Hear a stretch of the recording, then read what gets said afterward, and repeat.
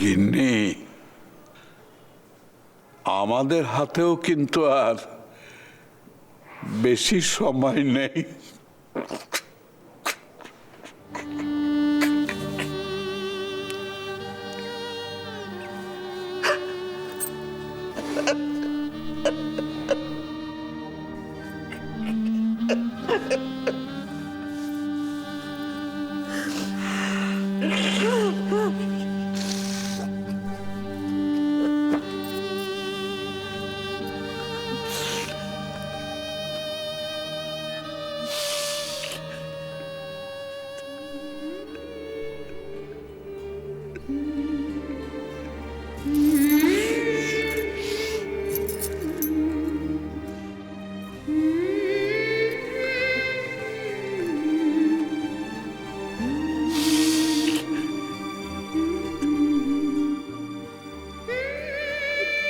দাদু,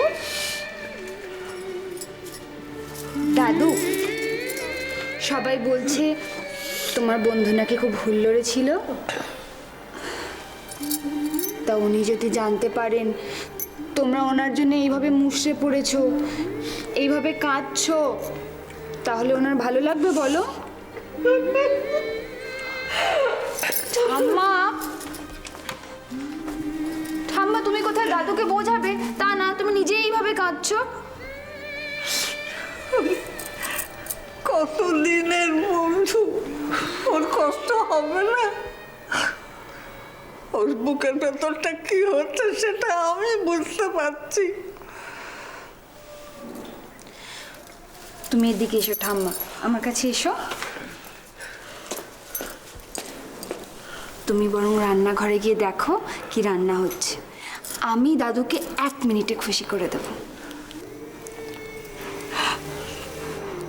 তাই কর দিদি ভাই, তাই কর। ওনার কষ্ট দেখে আমার আর সহ্য হয় না।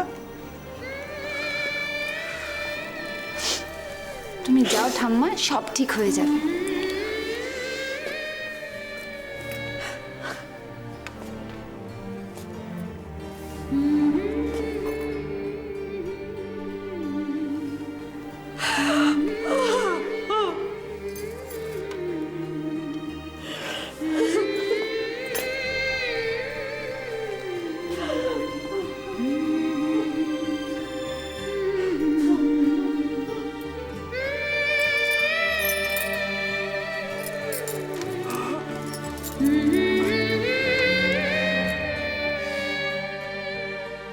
আরে তারপরে কি হলো বল না। কি তুই সত্যি বলছিস? থিয়েটারে গেলে তো অবশ্যই দুজনে পাশাপাশি বসবে না? এই এই এই শোন শোন শোন, তুই কি করে জানলি ওরা কি কি করছিল ওখানটায়? সত্যি আমি যদি ওখানে থাকতাম না, আমি শুধু রণবীর কাপুর আর ক্যাটরিনা কাইফকেই দেখতাম। আমার বই গেছে প্রিয়াঙ্কাকে দেখার। সত্যি? ছাড়, আমার লাইভ টেলিকাস্ট দেখার কোনো ইচ্ছাও নেই। সৌরভটা না সত্যি হতচ্ছাড়া মেয়ে। এই তোমার পরীক্ষার পড়া হচ্ছে? হ্যাঁ, যখনই দেখো তখনই আড্ডা, সারাক্ষণ ফোন কানে দিচ্ছি। কি কি কি কি কি না? হ্যাঁ, কি কি ভেবেছো নাকি তুমি? লাজ লজ্জা কিচ্ছু নেই তোমার? মা ছেড়ে দাও প্লিজ প্লিজ, লাগছে মা। লাগছে? এখনই কি লেগেছে? মেরে পাট পাট করে দেবো তোমাকে বলে দিলাম। এদিকে তো পড়া হয়নি করে বাড়ির সবার কান ঝালাপালা করে দিয়েছো, আর পরীক্ষার পড়া ফেলে। আজ যদি ওই প্রিয়াঙ্কার মাকে আমি না সব ফোন করে বলে দিয়েছি। মা প্লিজ প্লিজ তুমি প্রিয়াঙ্কার মাকে ফোন করো, প্লিজ প্লিজ প্লিজ প্রিয়াঙ্কার মাকে ফোন করো না। ওর মা যদি জানতে পারে না, ওকে বাড়ি থেকে বেরোতে দেবে না। Please please. খুব খারাপ করবে না? খুব খারাপ মা মেয়েকে যদি এরপরও বাড়িতে আটকে রেখে দেয়। তো অসভ্য। এই শোন,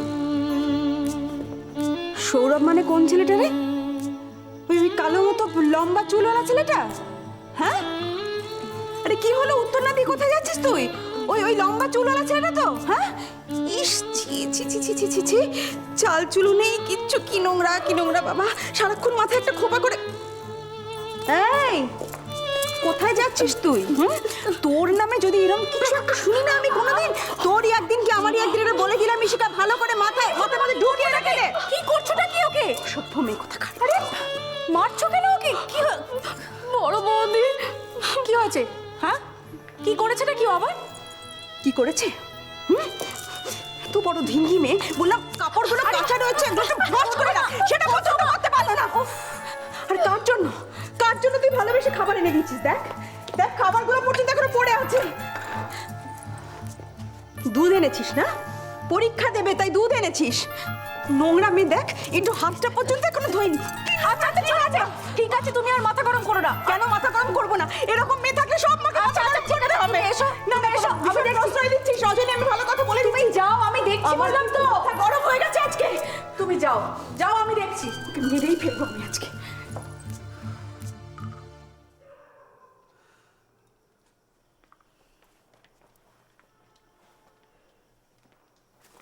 এই মেয়ে,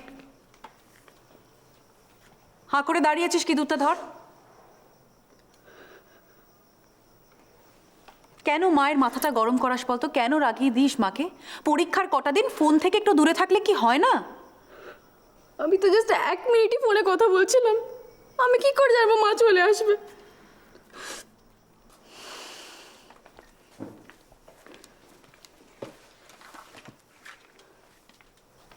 শোন ইশিকা, যদি মা ঘরে চলে না আসতো তাহলে এখনো তুই এই ফোনটা নিয়ে আড্ডা দিয়ে যেতিস। দেখ ইশিকা, ছোট মার খুব শখ রে তুই ভালো রেজাল্ট করে খুব ভালো একটা চাকরি করিস।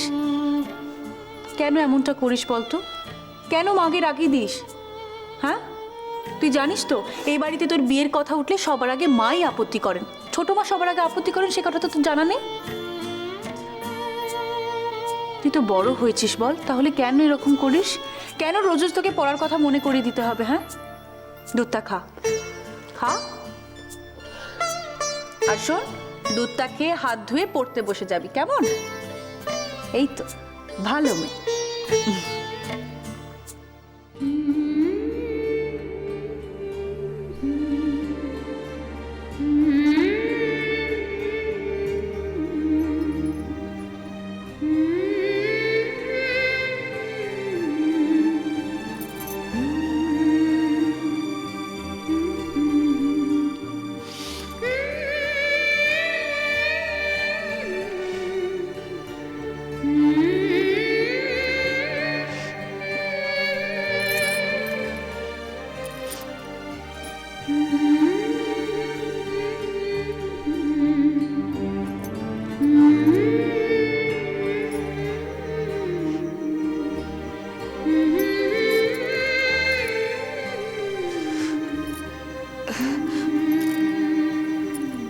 সন্তোষ দাদুর সাথে খেলা দেখতে যেতে পারোনি বলে,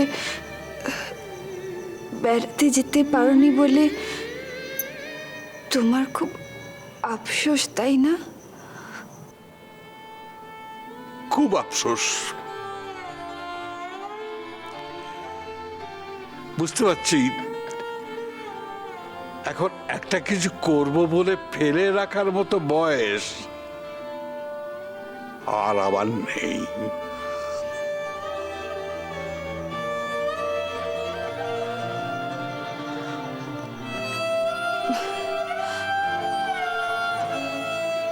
ফেলে রাখবেই বা কেন? করে ফেললেই হয়। তোমার মনে কি কি আফসোস আছে আমাকে বলো, একটা একটা করে সব পূরণ করে ফেলবো। বলো।